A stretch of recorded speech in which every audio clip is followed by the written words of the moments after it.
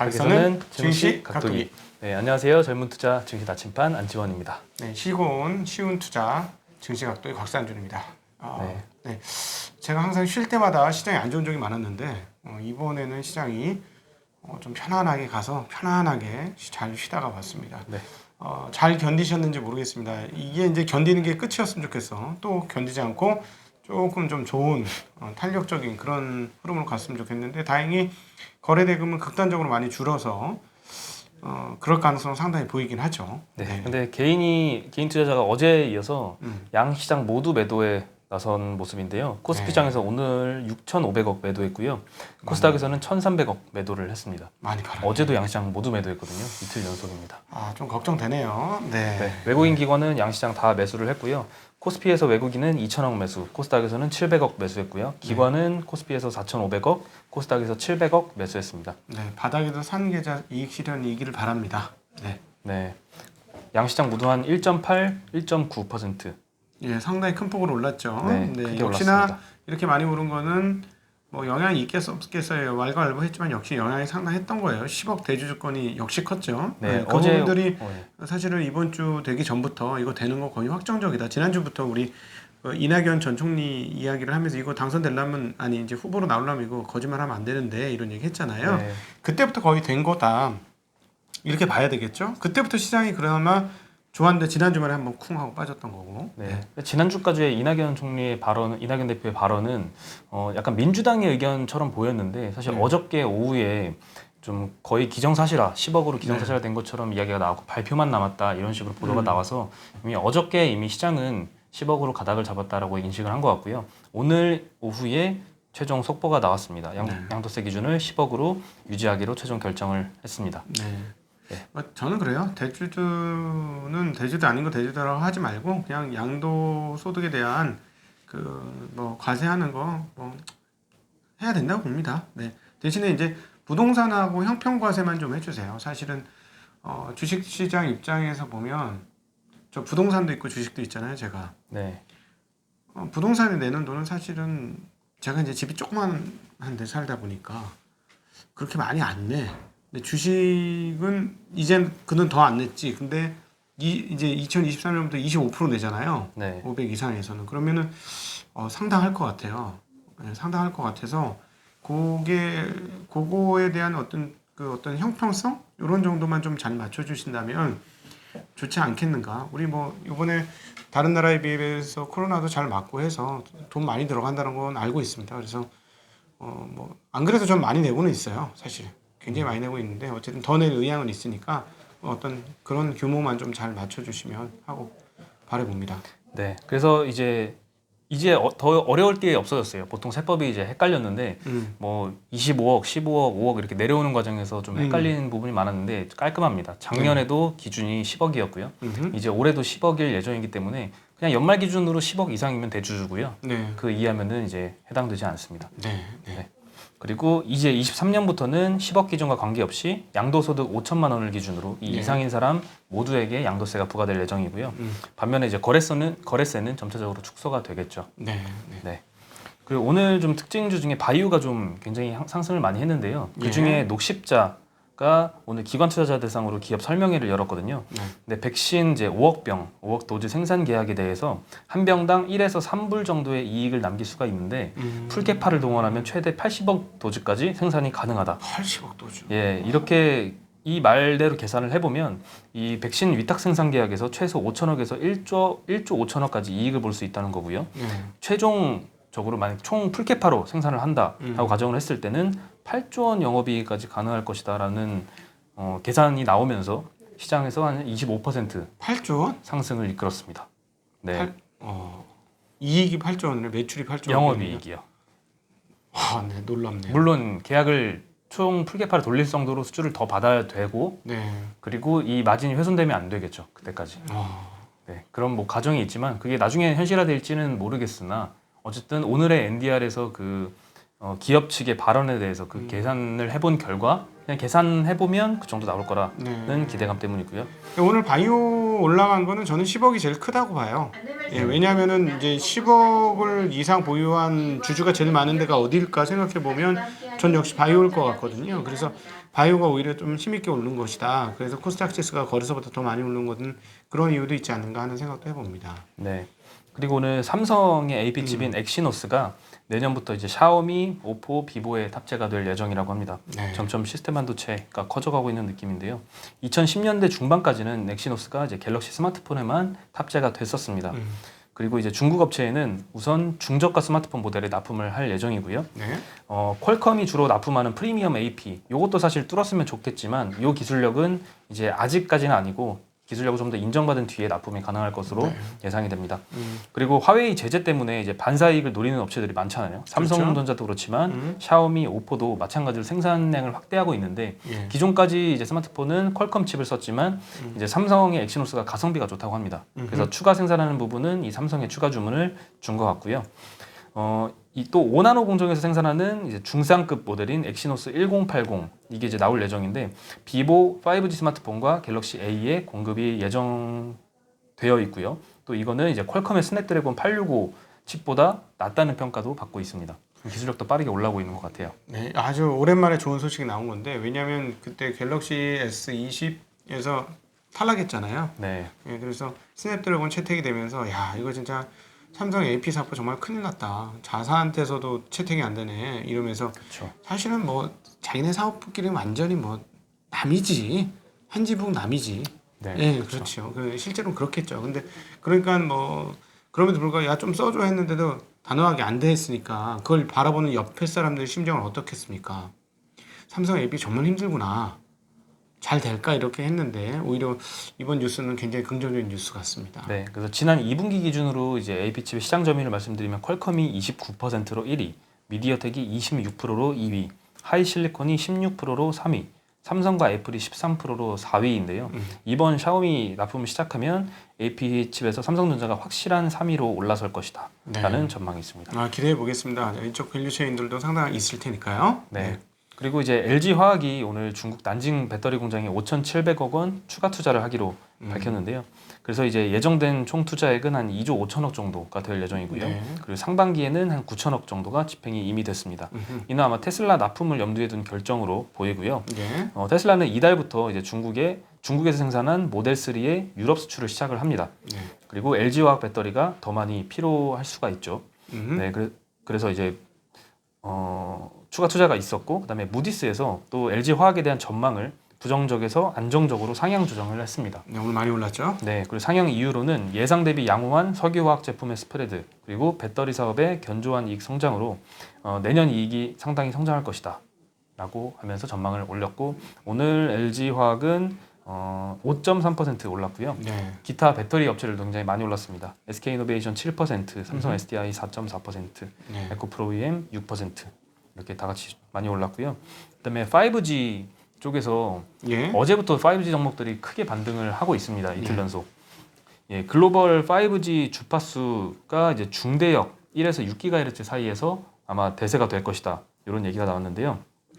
5G 주파수는 일단 1GHz 이하를 저대역으로 분류하고요. 1에서 6GHz를 중대역, 6기가 이상을 고대역으로 분류를 하는데요. T모바일이 5G 주력망을 2.5기가 대역으로 전면 전환을 해서 연내 전국 1000개 이상의 도시에 구축하는 계획을 발표를 했다고 합니다. 네. 네, 버라이즌은 이미 이제 3.5기가 대역에서 주파수를 확보를 했고요. 투자를 강화를 하고 있으면서 이에 따른 이제 경쟁사의 조치로 볼 수 있겠죠. 그리고 우리나라에 이어서 미국도 중대역 주파수를 주력으로 전환하고 있는 모습. 이게 참 의미가 있는 것 같습니다. 네. 기존 주력망이었던 600MHz 대역은 속도는 낮지만 2.5억 정도 하는 인구에 5G 통신이 가능하도록 서비스 기반을 제공하는 역할로 그냥 전환이 될 예정이라고 하고요.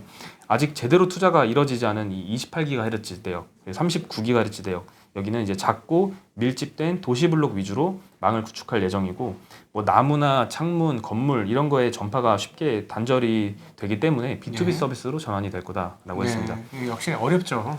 농원이 박아야 돼. 곳곳에. 네. 사실 최근에 5G 종목들이 조정받았던 이유 중에 하나가 그 과기부 장관의 네. 요 발언 발언이죠. 때문이었잖아요. 예. 그때 사실 미국인 버라이즌은 뭐 28GHz 투자한다. 뭐 아이폰에서도 28GHz 대역을 뭐 이제 안테나를 네. 탑재를 하고 이런 소식에 따라서 미국이 더 앞서 나가는 거 아닌가 이런 우려 때문에 좀 5G 주가가 좀 떨어졌던 것도 있는 것 같은데 결국 미국도 우리나라와 다를 게 없는 모습으로 이제 가는 것 같습니다. 전 200 저렇게 가려면 정말 쉽게 얘기하면 우리 옛날에 글라스 얘기를 했지만 글라스로 해서 공간에서 이렇게 찍고 하는 이런 정도의 통신 상황들이 필요하지 않을까 하는 생각도 들어요. 그러니까 지금 그냥 폰으로 동영상을 보는 정도 수준이면 뭐 6기가 언더에서도 충분히 다 가능하기 때문에 그러니까 좀 애매하죠. 그러니까 오버지 그러니까 너무 과투자가 될 수 있는 거라서 통신 회사들이 쉽게 결정하기는 상당히 어려운 부분 아닌가 싶습니다. 이게 조화가 맞아야 되거든요. 네. 네. 그래서 이동통신업계 관계자가 또 T모바일처럼 전파별 시장 수요에 따라서 포트폴리오를 구성해서 망을 구축하는 방식이 아마 대세가 될 것이다 라고 네. 얘기를 했습니다. 네. 네. 어쨌든 네.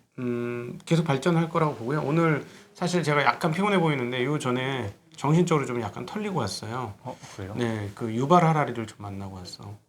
증권계 유발 하라리 있어요. 네. 우리 곽현수 연구원이라고 네. 방송에 거의 안 나왔기 때문에 여러분 모르는데 제가 알고 있기로는 인문과 경제를 연결시킨 가장 탁월한 연구원이라고 얘기하면 곽현수 연구원이 될 겁니다. 이번 주말에 아마 편성을 해가지고 방송 나가려고 합니다. 근데 어떤 얘기를 했냐면 이제 그 무형 자산의 시대가 왔다. 무형의 시대가 왔다. 그래서 네. 기존에 우리가 보았던 산업 시대하고 전혀 다른 세상이 왔기 때문에 이거에 대한 이해가 필요하다 하면서 무형에 대한 이야기를 했는데요. 아마 여러 번 들으시면 여러 번 들으셔야 될 거예요. 막 그리고 또 미래에 대한 상상. 그리고 워낙 그 미래 그 공상과학만을 좋아해. 그거를 실전에서 어떻게 생각할 수 있는지를 밝혀낸 그리고 풀어낸 사람이에요. 그래서 꼭 좀 들어보시라는 말씀 드리고 싶습니다. 여러분들의 그 투자 시기를 확 넓혀줄 수 있기 때문에 그리고 이 증시 각도기가 따라가기 벅찰 정도의 재미나고 깊이 있는 내용을 얘기해 주셨으니까 꼭 좀 들어보셨으면 부탁드리겠습니다. 이번 주말에 업로드 되나요? 네, 이번 주말에 업로드됩니다. 네, 진짜 좋아요 내용이. 네, 기대. 앞으로 산업은 필요 없어. 새로운 시대 중요한 건 시간이야. 예, 소유가 아니야, 시간이야. 시간을 가진 사람이 대세야. 네, 약간 이걸 뭐라 그러지? 뭘 해줬다 그러지? 스포일러. 네, 스포일러였습니다. 네. 네. 그리고 오늘 JP모건에서 기술주들에 대한 투자 의견을 비중 확대해서 중립으로 2년 만에 하향을 시켰습니다. 네. 대선 결과와 상관없이 코로나가 이제 상황이 개선되고 채권 수익률이 상승을 하면 기술주는 실적이 받쳐주더라도 시들해질 것이다. 네. 그 대신 은행주와 보험주가 오를 것이다라고 전망을 했습니다. 네. 네. 말씀하세요. 대선 결과가 만약에 깔끔하게 두 후보 중에 어떤 한 명으로 깔끔하게 떨어진다라고 하면 그 다음 증시 초점은 부양책으로 가게 되겠죠. 그리고 부양책이 통과되면은 아무래도 금리가 오를 것이기 때문에 은행주와 보험주의 기대를 좀 하는 것 같습니다. 야, 내가 곽현수 연구원하고 지금 대담을 하고 났더니 네. 얘는 뭘 모르네. JP모건은 아주 후진 애들이네. 막 이런 생각이 드는 거야. 네. 뭐냐면은 기존의 그 투자 안목으로는 이게 맞는 말인데 곽현수 연구원 말로는 과연 무형의 시대가 멈출 것이냐, 무형 그 데이터 시대가 멈출 것이냐라는 거죠. 주가 흐름에 대해서는 단기적으로 전 동의해요. JP모건에 대해서. 근데 중장기적으로 과연 데이터 시스템의 발전을 막을 수 있는 이가 과연 누굴까 하는 고민이 생겼어요. 우리는 국가가 아닐까 하는 생각을 했는데요. 그렇지 않다면 이거 막기 어려울 것이다. 그래서 단순히 과거에 통용되던 그 증시를 보는 그런 관이 과연 맞을 것이냐는 의문은 좀 가질 필요는 있을 것 같아요. 이번 주말에 한번 보시면 제가 무슨 말 하는지 이해되실 것 같습니다. 네. 네. 그리고 이제 화웨이가 참 미국 제재에 맞서서 그동안 힘들었잖아요. 네. 이제는 반도체 공장을 직접 짓겠다고 나섰습니다. 그동안은 이제 반도체 설계만 하고 TSMC의 위탁 생산을 맡겼었는데요. 미국이 자국 기술과 장비를 활용한 이런 제품을 화웨이에 수출하지 못하게 제재를 가했었죠. 그리고 이제 이에 대한 대응으로 상하이시의 지원으로 합작 공장을 세워서 미국의 기술과 장비를 쓰지 않고 독자적으로 생산하겠다는 의지를 내비쳤습니다. 네, 업계에서는 미국 제재에 대비해서 축적한 재고가 소진되는 시점에 이 신공장을 가동할 것으로 예상을 하고 있는데 네. 글로벌 반도체 업계에서 15년 전부터 생산해온 이 45나노 음. 저급 반도체부터 시작할 예정이고요. 네네. 21년 말에는 스마트 TV나 IoT에 들어가는 28나노급까지 정밀도를 상향할 계획이고 네네. 22년쯤에는 5G 무선 통신 장비에 쓰이는 20나노급까지 생산할 계획이지만 이 직접도가 더 높은 반도체가 소요되는 이 스마트폰 사업 이거는 아직 미국의 허가 없이는 당장은 뚜렷한 대안이 없는 것 같습니다. 근데 어쨌든 무섭게 치고 와요. 오늘도 한 분을 만나서 얘기를 해보니까 과거하고 틀리다.